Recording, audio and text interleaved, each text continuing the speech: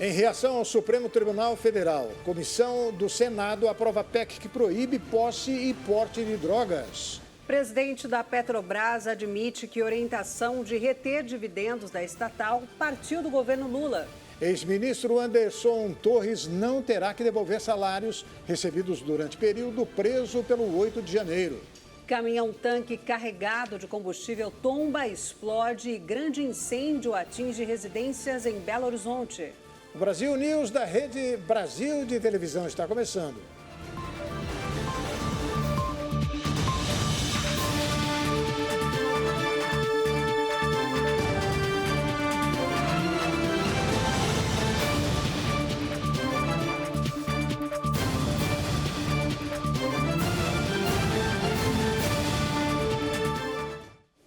A Comissão de Constituição e Justiça do Senado aprovou a PEC que inclui a criminalização da posse e do porte de drogas em qualquer quantidade na Constituição. Apenas 4 senadores foram contrários ao projeto.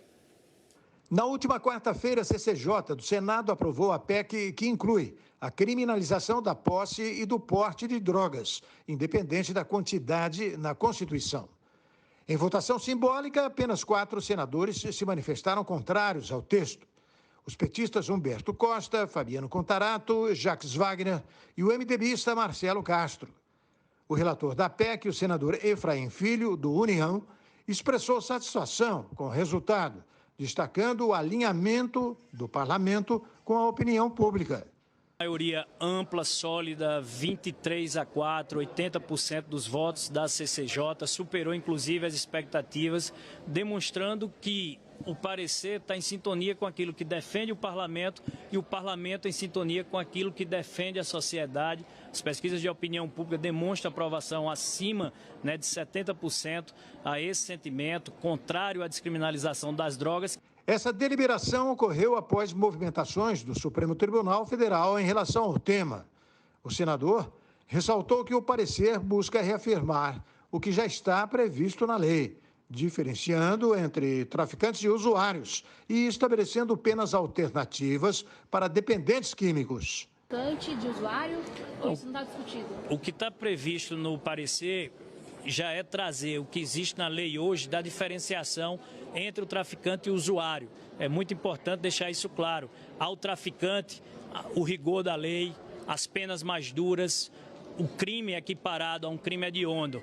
Ao usuário, as penas alternativas à prisão, como prestação de serviço à comunidade, penas restritivas de direito e a solução de que, para o usuário, não encarceramento. Está muito claro no texto da PEC o não encarceramento para quem é usuário, mas não descriminalizar as drogas, porque a liberação das drogas leva a um aumento do consumo, o aumento do consumo faz explodir a dependência química. A proposta inicialmente apresentada pelo senador Rodrigo Pacheco agora segue para o plenário do Senado e vai ser analisada na próxima semana.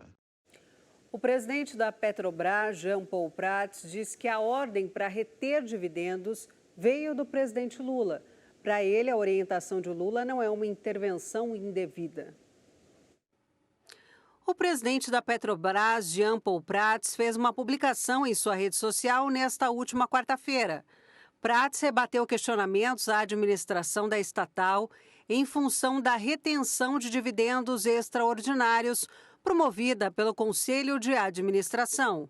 Segundo ele, a ordem partiu do presidente Lula e seus ministros diretos. Apesar disso, Prats negou classificar o evento como uma espécie de intervenção. Para ele, a Petrobras é uma corporação de capital misto controlada pelo Estado brasileiro e que esse controle é exercido legitimamente pela maioria do Conselho de Administração. Prats ainda ressaltou que agora é preciso voltar ao trabalho para executar o plano de investimentos de R$500 bilhão pelos próximos 5 anos, gerando empregos, renda, pesquisa, impostos, lucros e dividendos compatíveis com os resultados e ambições. Já era sabido, não é? O PSOL acionou a justiça para barrar a entrega de honraria a Michele Bolsonaro, a ex-primeira-dama, no Teatro Municipal de São Paulo.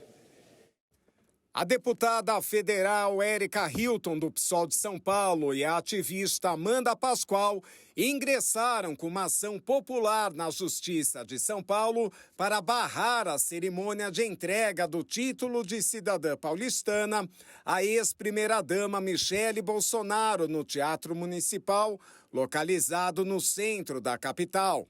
O espaço foi cedido pela gestão do prefeito Ricardo Nunes para a realização do evento, que está previsto para ocorrer no próximo dia 25. O decreto legislativo que dá honraria a Michele foi aprovado pela Câmara Municipal de São Paulo em novembro do ano passado. Normalmente, essas cerimônias ocorrem na própria casa. A justificativa dada é que o espaço legislativo não comportaria o número de convidados. O Teatro Municipal tem capacidade para 1.523 pessoas. Nunes é pré-candidato à reeleição no pleito municipal deste ano e é apoiado pelo ex-presidente Jair Bolsonaro, marido de Michele. Já a ex-primeira-dama deve se candidatar ao Senado em 2026. O prefeito afirmou ao portal G1 que, se receber o convite, irá comparecer à cerimônia. A alegação do PSOL é que, neste caso, a sessão do teatro tem fins exclusivamente políticos, sem qualquer natureza artística e de formação cultural. E, por isso, seria incompatível com a natureza do espaço. A Justiça Federal de Brasília atendeu a um pedido da defesa do ex-ministro da Justiça de Jair Bolsonaro, Anderson Torres, e anulou a cobrança para que ele devolvesse os salários recebidos enquanto estava preso. O delegado de polícia foi alvo de investigação após a suposta trama golpista. A Justiça Federal suspendeu a cobrança feita pela União contra o ex-ministro da Justiça, Anderson Torres, para que ele devolvesse os salários recebidos enquanto esteve preso. A decisão foi dada pela 16ª Vara da Justiça Federal, no Distrito Federal. A medida atendeu a um pedido da defesa de Torres.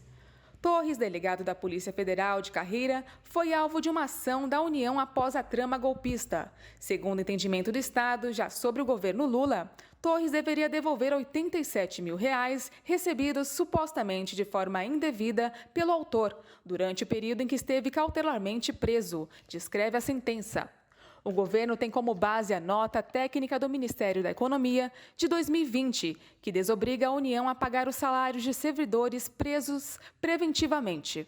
O advogado Elmar Novak argumentou que o Supremo Tribunal Federal já pacificou esse assunto e que Torres não tem que devolver porque não houve denúncia ou condenação no caso de 8 de janeiro, pelo qual Torres foi preso suspeito de omissão.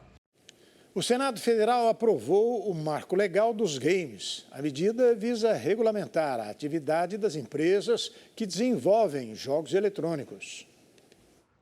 O Senado aprovou o Marco Legal dos Games para regulamentar a atividade das empresas que desenvolvem jogos eletrônicos.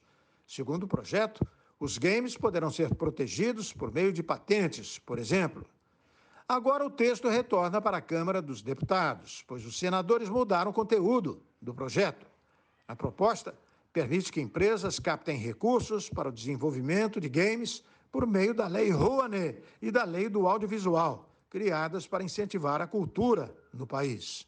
As empresas estrangeiras poderão abater 70% do imposto sobre remessas ao exterior relacionadas à exploração de games ou licenciamentos, desde que as companhias invistam em jogos eletrônicos independentes nacionais. Já os jogos de fantasia, conhecidos também como fantasy games, aqueles em que o usuário monta um time ficcional com jogadores de uma competição real, estão fora da regulamentação. Além de incentivar a produção nacional, o projeto prevê que jogos eletrônicos possam ser utilizados na educação e em terapias. Agora, caberá ao governo regulamentar a maneira com a qual poderão ser adotados nesses espaços. Com dívidas que chegam a quase R$500 bilhão, a rede de lanchonetes Subway pediu recuperação judicial no Brasil. A South Rock Capital, controladora da marca Subway no Brasil, entrou com um pedido de proteção referente às dívidas da rede de restaurantes. O montante que a empresa deve passa de 480 milhões de reais. Além do Subway, a empresa também controla as marcas Starbucks, que entrou com pedido de recuperação judicial em 2023, e outras marcas importantes.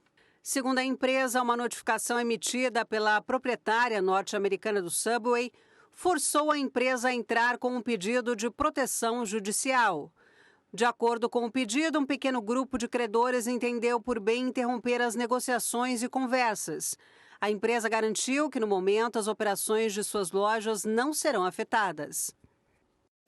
E a seguir, caminhão carregado com combustível sofre grave acidente e incêndio atinge imóveis na capital mineira.